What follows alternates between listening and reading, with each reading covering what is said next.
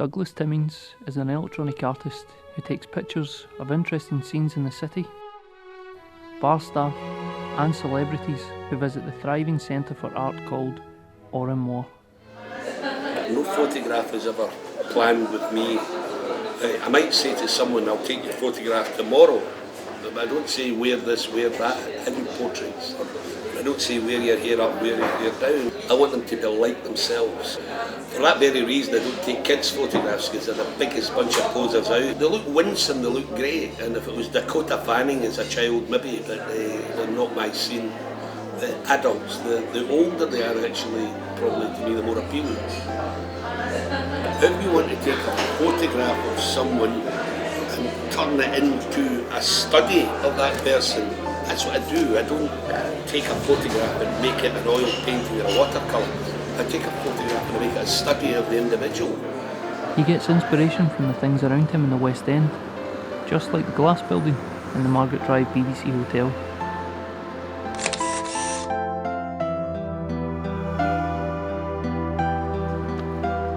I don't always interact. I think there, a prime example, Joss Stone, who's playing a gig, and that was my most difficult photograph because I wasn't welcome.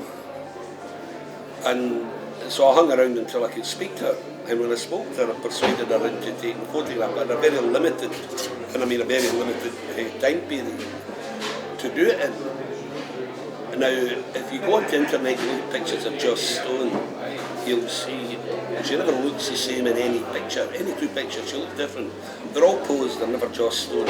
So, in order to get a reaction, I told her I'd be better taking a picture of her ass because I would get better expression.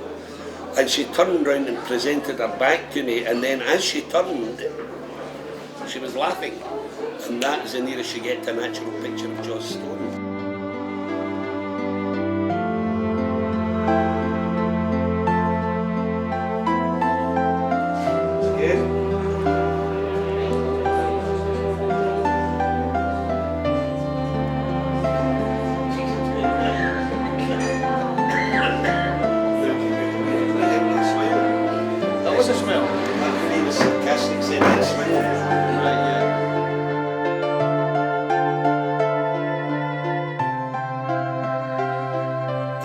Picture one day in here of someone sitting against that wall, and I did it with the worst mobile phone you've ever seen in your life.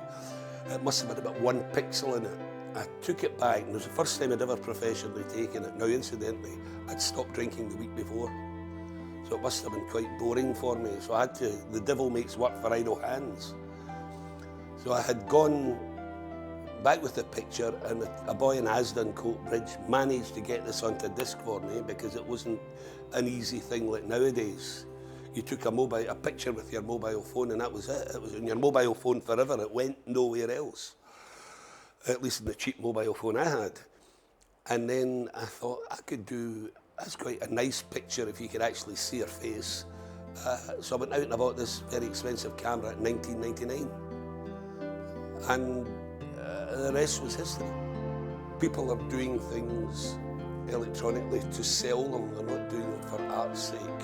Whereas you have photographers who are doing things for art's sake, and people doing electronic things just for the sake of money. If I was doing it for money, I would forget it and go back to sweeping the streets. Alison Peebles was a particularly good subject for me because she had everything.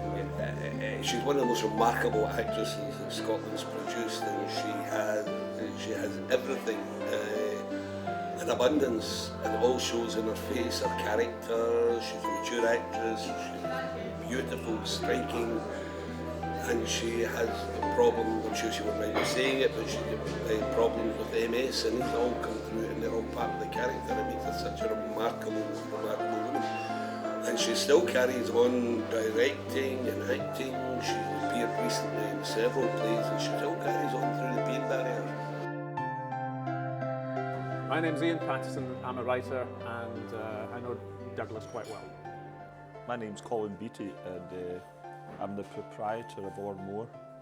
Oranmore took 7 years thinking before we even built it, and the build was 2 years. We employ 150 people here. We've got a footfall of over 2.5 million in less than 5 years, and we average over 500 events a year.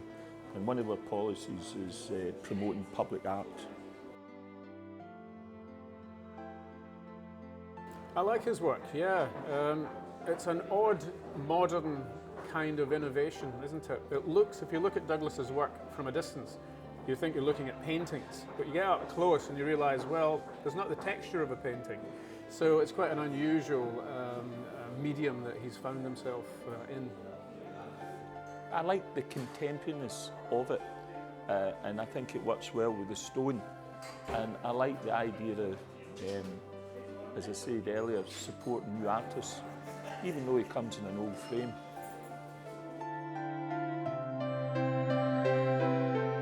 How often when the charity asks, I've learned now not to volunteer. It's a wearisome thing. I mean, many people, much more prolific than me, have had their stuff up for auctions at charity. For me, it's as nerve-wracking as you get, because basically, what do? You walk away. What when somebody sells you for £5, if that's the best bid? So, fortunately, I've been auctioned for up to £1,000. Sadly, I don't get it, but the charity gets it.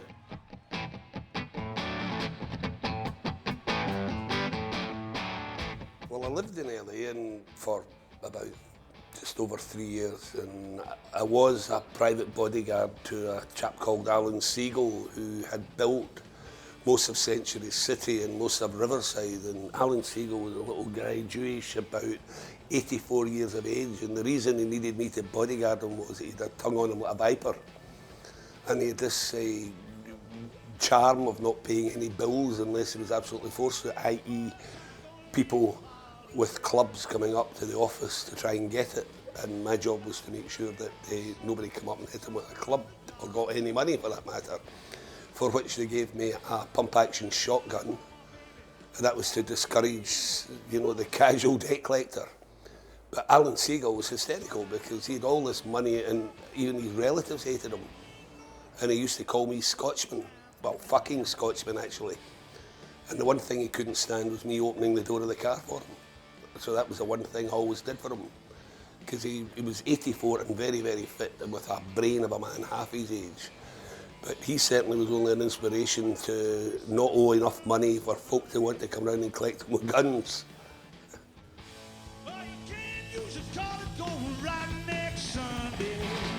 Of all the friends I had, inverted commas out there, there were 13 of them, and there's only 8 of them left, and there's very few of them that were over 50. So they all just died, cirrhosis of the liver,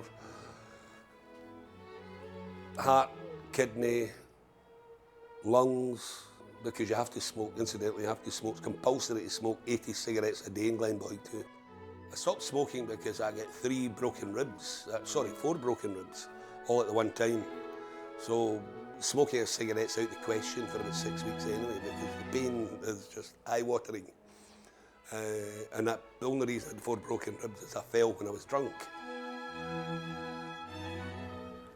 Combining the camera with the computer was the start. The portraits will not be cheesecake and will not be sycophantic.